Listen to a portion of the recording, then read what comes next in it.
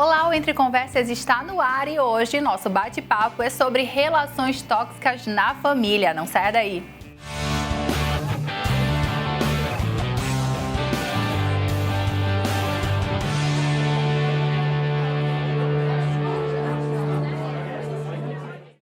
Quando se fala em relações tóxicas, é muito comum associar essas relações a relacionamentos, como namoros, casamentos. Mas e quando essa situação acontece dentro da família? O que fazer? Quem conversa com a gente sobre o assunto é a psicóloga Fernanda Rossi. Tudo bem, Fernanda? Tudo jóia, vocês? Tudo bem também, bem-vinda. Obrigada. Fernanda, eu queria começar, na verdade, te pedindo para explicar e talvez desmistificar um pouco essa ideia de relações tóxicas associada muito a relacionamentos. Na família também tem relações tóxicas, né?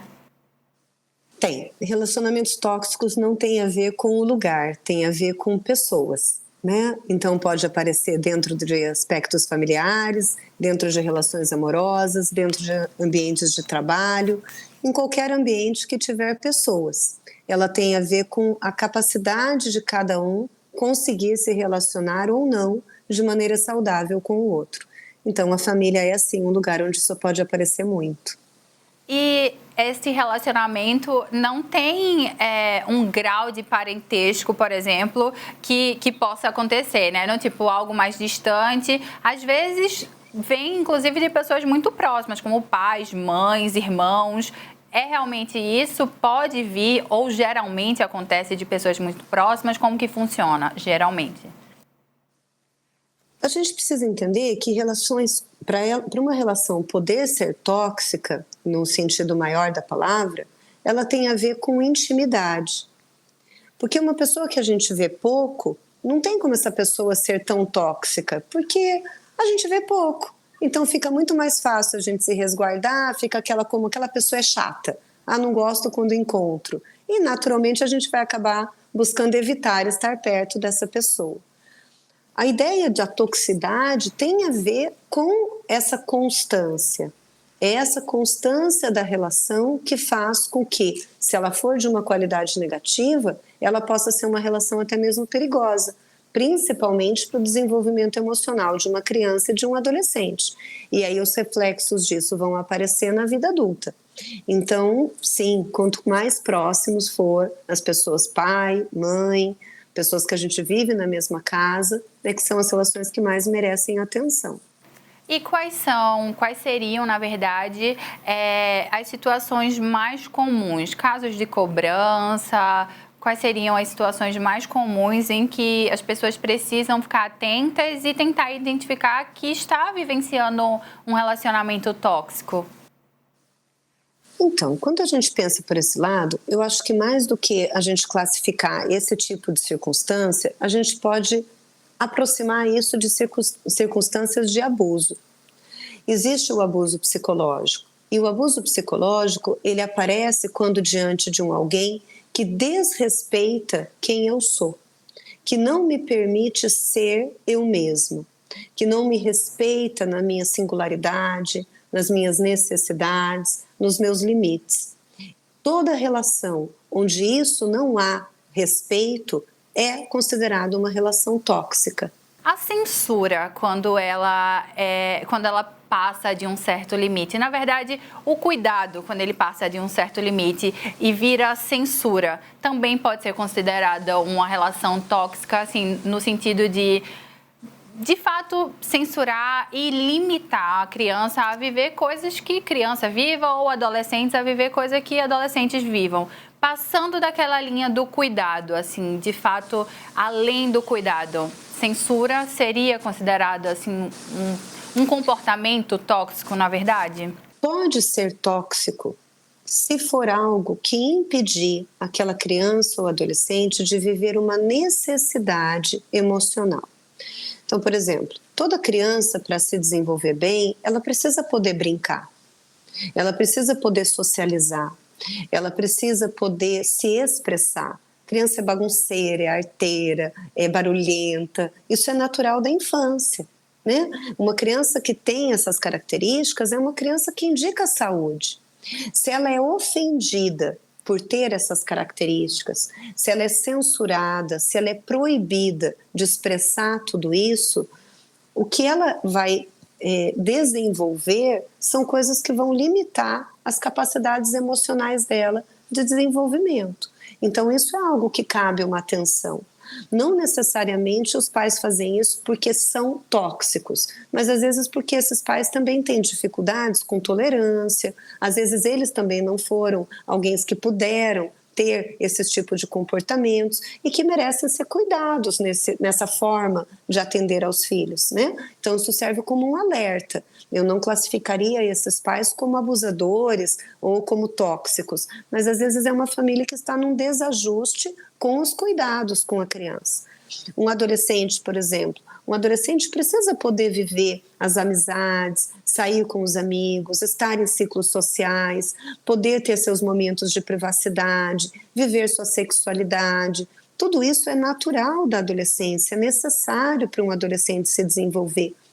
Eles querem isso, mas alguns pais têm dificuldade de lidar com todo esse momento do adolescente e acabam podando demais essas coisas, sejam por medos religiosos, sejam por medos de temores que eles têm em relação ao que eles próprios viveram, ou a tabus. Aí os motivos são muitos para cada um.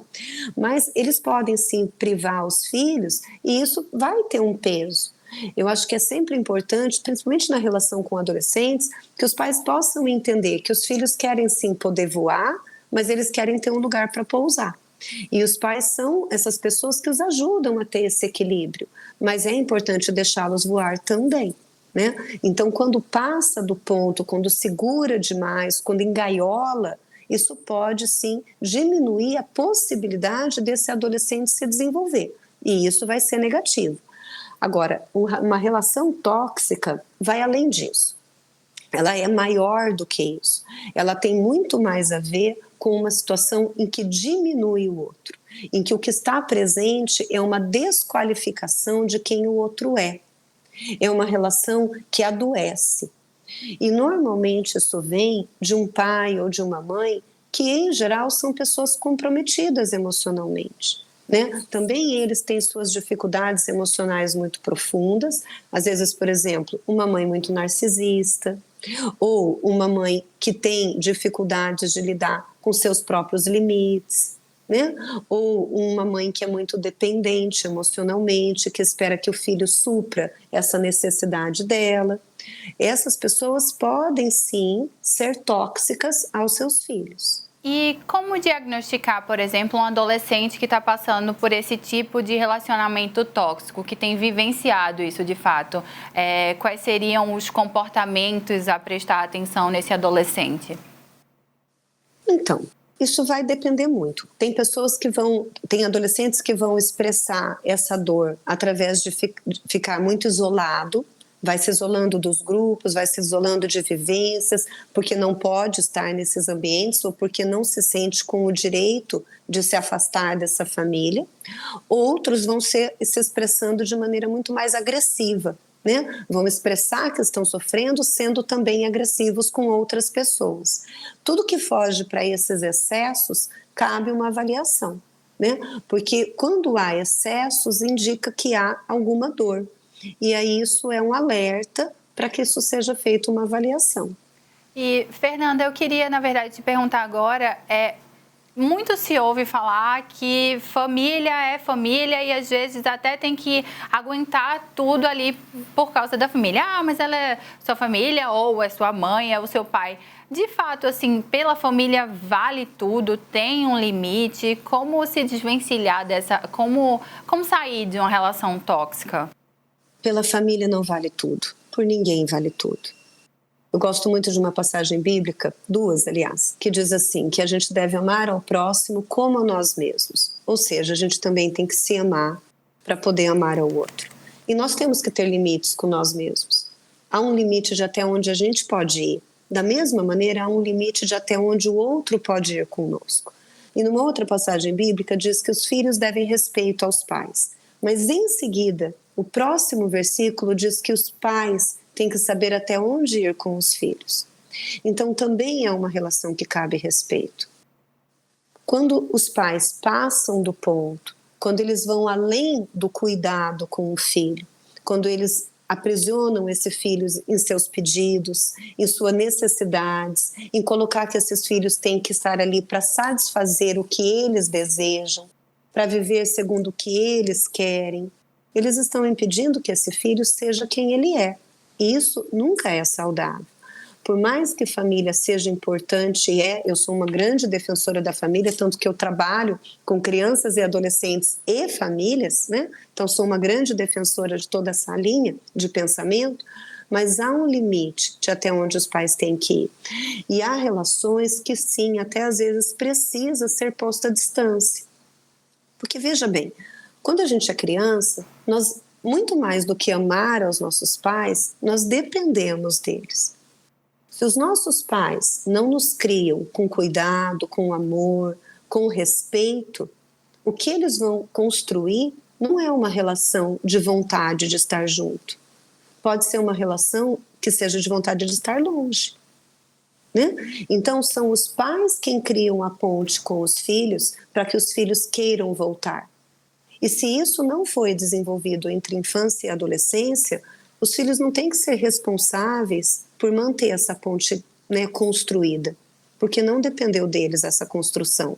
Conforme a gente fica adulto, a gente fica independente. Será que cabe estar perto? É preciso respeitar o limite de cada um. Fernanda, eu te fiz essa pergunta sobre como sair, né? E eu acho importante, para a gente finalizar, reforçar que para sair também de situações como essa, é muito importante buscar um profissional que esteja apto para ajudar nessa situação, né?